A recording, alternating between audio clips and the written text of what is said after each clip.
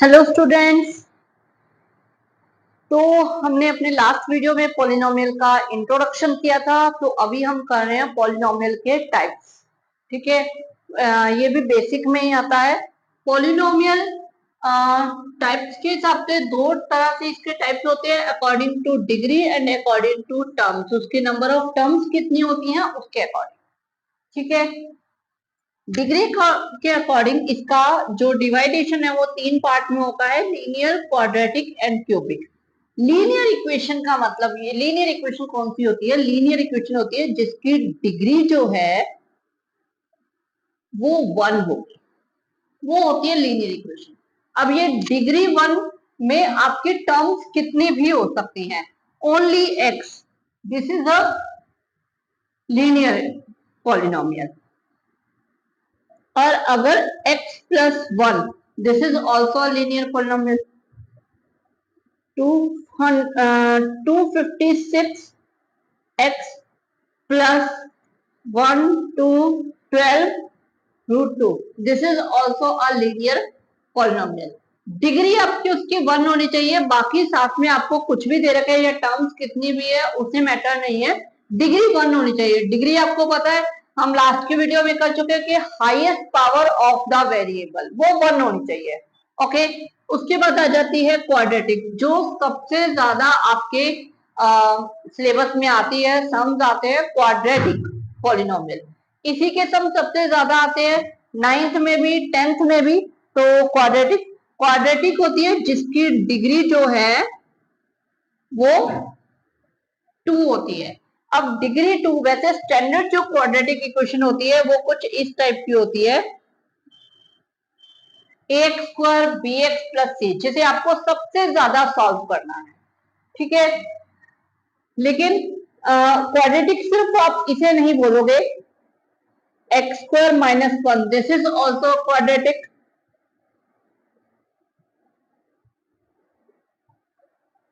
This is also quadratic. Degree इसकी term एक है बट डिग्री इसकी 2 है।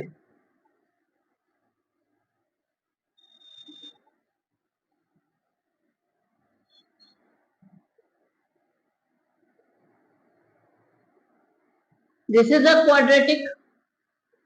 तो क्वाड्रेटिक इक्वेशन का मतलब जिसकी डिग्री 2 होगी, यानी वेरिएबल की हाईएस्ट पावर 2 होगी, वो इक्वेशन कैसी भी हो सकती है। अगर आपको कोई equation x minus 1 and x plus 5 करके इस तरह से दे रखे, इसको जब आप सॉल्व करोगे तो ये x square 5x plus 4x minus 5 इस टाइप से बन जाएगी। मतलब हो सकता है समटाइम इस टाइप की क्वेश्चन दे रखी है तो उसे आप अगर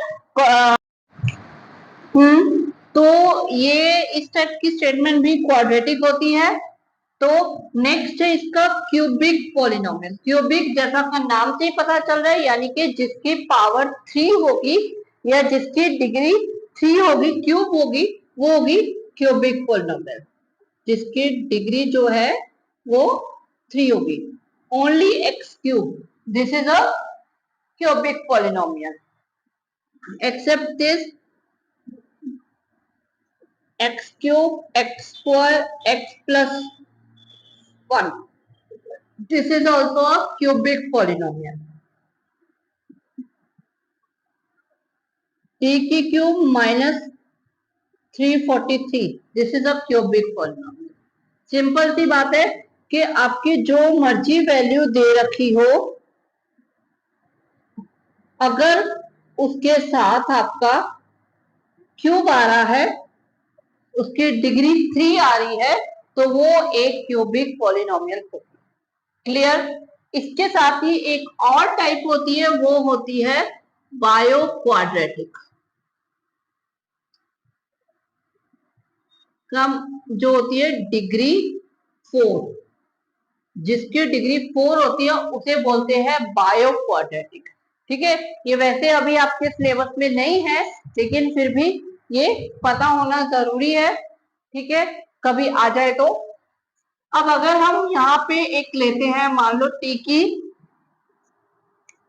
4 माइनस 7 t की 3 माइनस 8/9 टी की 2 प्लस √2 टी 1।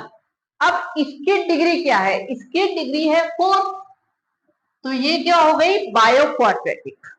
ठीक है, बायो क्वाड्रेटिक। लेकिन अगर यहां पे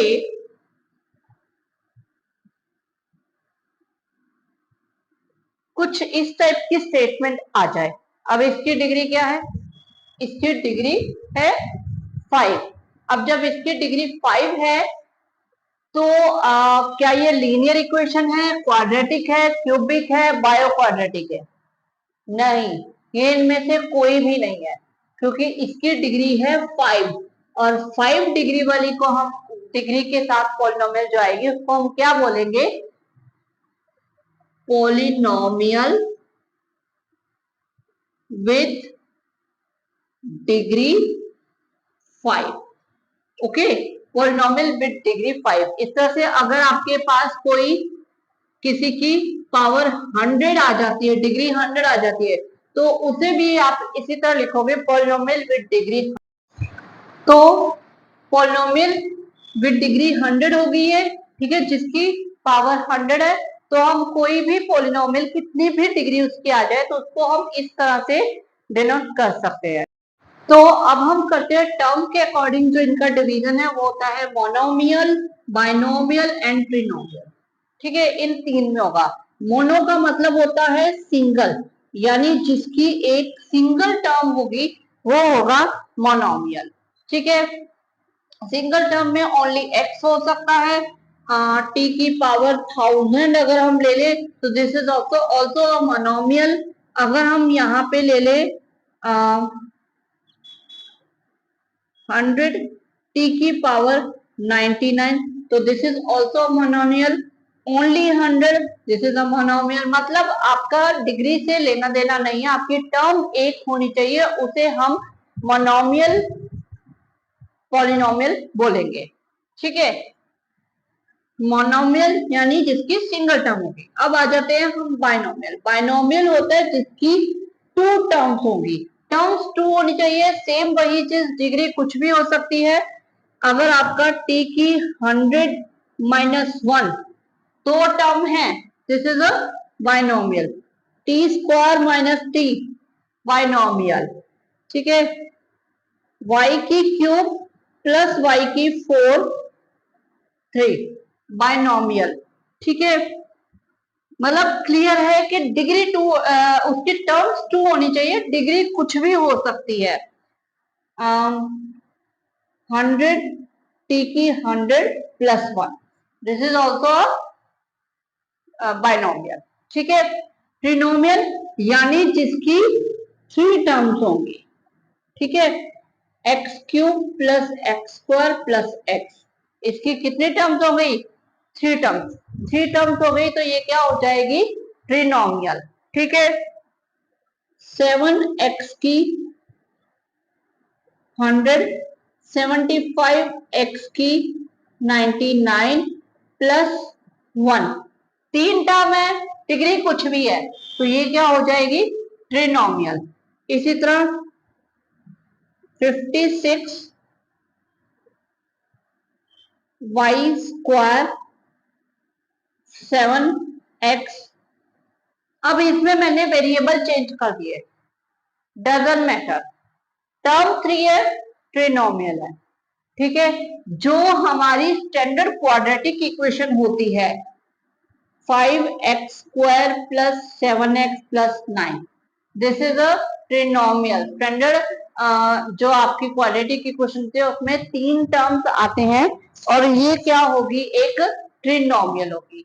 इसके एक्सेप्ट कोई भी आती है, ज्यादा अगर टर्म्स हो जाती हैं तो उसे हम बोलेंगे polynomial with term 4, polynomial with term 5। ठीक है, सेम जैसे डिग्री में होता है तो सेम वही चीज रहेगी।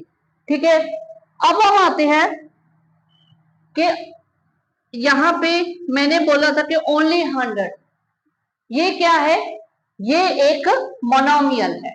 मोनोमियल है, ठीक है, लेकिन इसकी डिग्री क्या है? इसकी डिग्री क्या होगी? 1 1 होगी ना? बिल्कुल सही जवाब। नहीं, इसकी डिग्री 1 नहीं होगी, क्योंकि अगर इसकी डिग्री 1 है तो 100x इसकी डिग्री क्या है, दोनों की सेम तो नहीं हो सकती, उसमें वेरिएबल है ही नहीं, और उसमें वेरिएबल है वो एक कांस्टेंट टर्म है, लेकिन उसमें वेरिएबल है, इसमें वेरिएबल है, इसकी डिग्री 1 है, ये लीनियर इक्वेशन है, मोनोमियल है, और इसकी डिग्री 1 है, ठीक है। लेकिन इसकी डिग्री 1 नहीं है, इसकी डिग्री क्या है, इसकी डिग्री है 0। क्यों? क्योंकि अगर इसके साथ में x की 0 ले लो तो वो एक ही बात है। क्यों x की 0? क्यों? अब दिमाग में डेफिनेटली सबके आ रहा होगा, किसी की भी पावर अगर 0 होती है तो वो किसके इक्वल होता है? ओनली x की 0 या t की 0, ये किसके इक्वल होगा? किसके इक्वल? 0 के इक्वल होगा ना? होगा नहीं, ये 0 के इक्वल नहीं होगा, ठीक है। हमें ये पता है कि अगर कोई भी बड़ी से बड़ी वैल्यू आ जाए, उसकी अगर हम पावर 0 करते, जितनी मर्जी बड़ी वैल्यू आ जाए उसकी अगर हम पावर 0 कर देते तो वो किसके इक्वल हो जाता है? 1 के इक्वल, ठीक है। अगर आपके पास इसी टाइप के 256t की 100 आ गया और इसके ऊपर इसकी पावर जो है 0 आ जाए, ठीक है, हमने ब्रैकेट लेके कंप्लीट इक्वेशन की पावर जो है वो 0 ले लिया, अगर ये 0 के इक्वल आ जाए तो ये जो टर्म्स है ये पूरी क्या हो जाएगी? 1 के इक्वल हो जाएगी। तो किसी की भी पावर कितनी भी वैल्यू हो, कितनी भी बड़ी उसके वेरिएबल कितने भी, अगर आपको 2-3 वेरिएबल दे दिया जाए, 5t की स्क्वायर, सॉरी p की 7y, इन सब की पावर उठा के 0 कर दिया तो ये कुछ भी है 1 के इक्वल हो जाएगा। तो सिंपल एक चीज ध्यान रखो, किसी की भी पावर अगर 0 होती है तो 1 के इक्वल होता है। तो यहाँ पे जब 100 है तो इसके साथ x की पावर 0 है, क्योंकि हम इसे क्या लिखेंगे? 100 इंटू 1 क्या आ जाएगा? 100, ठीक है। तो इसके साथ x की पावर 0 है, x की पावर 0 है तो इसका मतलब क्या हुआ कि इसकी जो डिग्री है वो 0 होगी, ठीक है, इसकी डिग्री 0 होगी। तो यहाँ पे हमें साफ पता चल रहा है कि अगर कोई ओनली ये ऐसी टर्म आ जाती है, ये मोनोमियल है क्योंकि टर्म एक है, डिग्री इसकी 0 है, और डिग्री 0 है, और ये एक और इसका नाम होता है एक्चुअली, अगर आपको ओनली 37 दे दिया जाए तो इस टाइप की जो पॉलिनोमियल होती है ओनली 100, इसका एक और नाम होता है, इसे बोलते हैं कांस्टेंट पॉलिनोमियल, क्योंकि ये एक कांस्टेंट वैल्यू होती है, इसके साथ वेरिएबल नहीं होता, तो इसलिए इसे कांस्टेंट पॉलिनोमियल बोला जाता है, ठीक है। तो अब क्या हो गया? ये मोनोमियल है क्योंकि डिग्री क्योंकि इसकी टर्म एक है, इसकी डिग्री 0 है क्योंकि वेरिएबल नहीं है, तो हम यहाँ पे x की पावर 0 ले लेंगे, तो इसकी जो डिग्री है वो 0 है, और ये कांस्टेंट पॉलिनोमियल है। क्लियर? ठीक है, आ जाए तो ये, और कांस्टेंट पॉलिनोमियल 0, अगर वैल्यू ही 0 आ जाए, मैंने यहाँ पे 37 लिया है, 100 लिया है, ये ना हो कि ओनली 0 दे रखा हो, बड़ा सारा 0 अंडा, तो क्या? तो कौन सी पॉलिनोमियल होगी? सबसे पहले तो ये क्या होगी? मोनोमियल होगी, क्योंकि ये एक सिंगल टर्म है, ठीक है, मोनोमियल होगी। उसके बाद इसकी डिग्री 0 होगी, क्योंकि इसके साथ वेरिएबल नहीं है तो 0 होगी।